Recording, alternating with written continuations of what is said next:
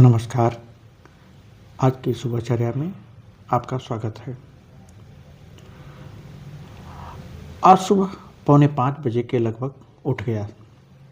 वैसे तो टहलना रोज ही होता है, लेकिन कभी-कभी मन अलसिया जाता है।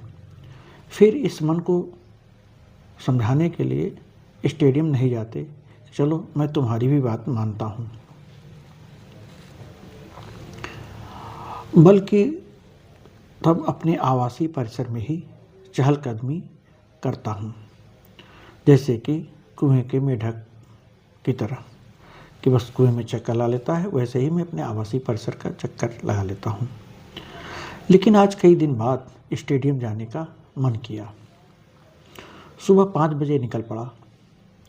घर से बाहर आया तो एक सौंधी सी महक नथनों में भर गई। यह रात में बारिश होने की खुशबू थी। वातावरण भी नम था। आगे बढ़ा तो शीशी वाले रास्ते पर बारिश का पानी जहां तहां परत के रूप में फैला दिखाई दिया।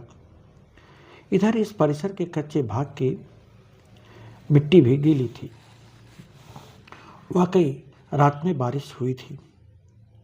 मन ताजगी और खुशी से भर उठा। दरअसल महोबा जैसे बुंदेलखंड क्षेत्र में गर्मी से तड़पती धरा पर बारिश की एक बूंद भी अमृत तुल्य है। अब स्टेडियम के रास्ते पर था। दादुर के टर्राने की आवाज आ रही थी। इस पर ध्यान चला गया। देखा, एक खाली पड़े प्लाट में बारिश का पानी एकत्रित हो गया था। वहीं ये मेढक टर्रा रहे थे।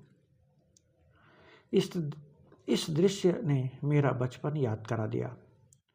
गड्ढे और तलयों में पहली बारिश का पानी इकट्ठा होते ही हरे फिलछाओं रंग के मेढक निकलकर टर्राने लगते थे। मेढकों की यह टर चारों दिशाओं में गुंजायमान हो उठती थी। इसे याद करते हुए लगता है उन दिनों धरती जीवन से भरी हुई थी। लेकिन आज हम धरती पर अकेले पड़ते जा रहे हैं। हमारे कृत्यों से धरती का आंचल छिन्न भिन्न हो रहा है। इससे नाराज धरती अपने आंचल से जैसे जीवन को अब समेट रही हो, और हम हैं कि धरती के इस आंचल की चिंता छोड़ ब्रह्मांड में जीवन खोजते फिर रहे हैं। स्टेडियम का गेट आ गया था। यहाँ भी आसपास के गड्ढों से वही मेढकों के टर्राने की आवाज़ें आ रही थीं। तभी मुझे टी टूट टूट सुनाई पड़ा। देखा, ऊपर स्टेडियम के आसमान में एक टिटहरी उड़ी जा रही है। फिर पेड़ों और पौधों के गुंफनों के बीच बैठे पक्षियों का कलरव भी सुन रहा था। लगा जैसे रात की बारिश से मनुष्यों से इतर सभी जीव समवेत अपनी प्रसन्नता जाहिर कर रहे हैं। सच कहूँ तो आज मेरे लिए यह एक सुकून भरा खुशनुमा सुबह स्टेडियम है। स्टेडियम के चक्कर लगाकर वापस लौटा और आज के सुबह की टहलाई पूरी हुई। चाय वाय पीकर मोबाइल चेक करने लगा था कि घर से फ़ोन आया। तुरंत रिस्पांस दिया। उधर से पूछा गया, आज बड़ी जल्दी फ़ोन उठ गया। दरअसल होता क्या है कि घर से जब पत्नी फ़ोन करती है तो कभी बार मिस कॉल पड़ा रह जाता है, मैं उन्हें उठा नहीं पाता। लेकिन आज जब मैं फ़ोन देख रहा था उसी समय उनका कॉल आ गया था। मैंने जैसे कहा, उन्हें सुबह फेसबुक देखना पसंद नहीं, इसलिए फेसबुक देखने वाली बात छिपाकर मैंने कहा कि बच्चों के साथ की एक बहुत पुरानी तस्वीर देख रहा था। फिर उलटकर मैंने ही उनसे पूछा, यह तस्वीर कब की होगी? बात इस तस्वीर की ओर मुड़ गई। बेचारी ये स्त्रियां आसानी से भुलाओं में आ जाती हैं। खैर, बातों ही बातों में उन्होंने पूछा, क्या योग की कोई योजना आई है?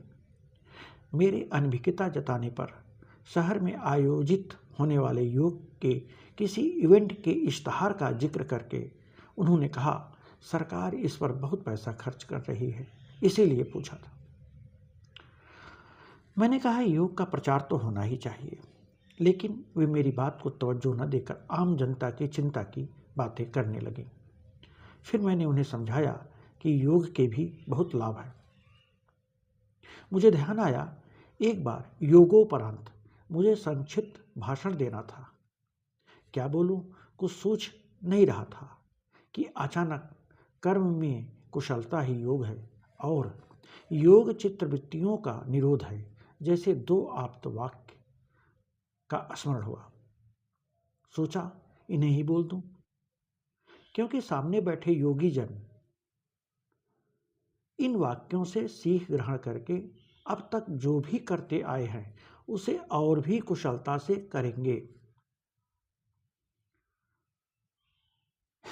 तथा अपने अंदर की थोड़ी बहुत रही सही बाकी चित्तवृत्ति रूपी संवेदना का निरोध करके विकास का शिखर छू सकते हैं।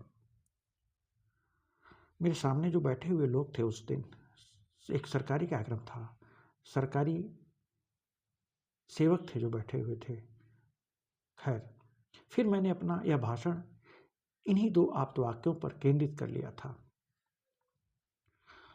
अंत में चलते चलते एक बात मैं कहना चाहता हूँ कि योगा योगा करिए, लेकिन यदि सुबह उषा की लालिमा के दर्शन नहीं किए तो समझिए कुछ नहीं किए।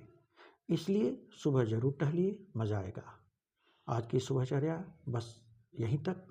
हाँ, अगर आपको मेरे ये वीडियो पसंद आ रहे हों तो आप सुबहचर्या को आप सब्सक्राइब कर सकते हैं या मेरे वीडियो को आप लाइक कर सकते हैं। थोड़ा इससे प्रोत्साहन मिलेगा। धन्यवाद। जय हिंद।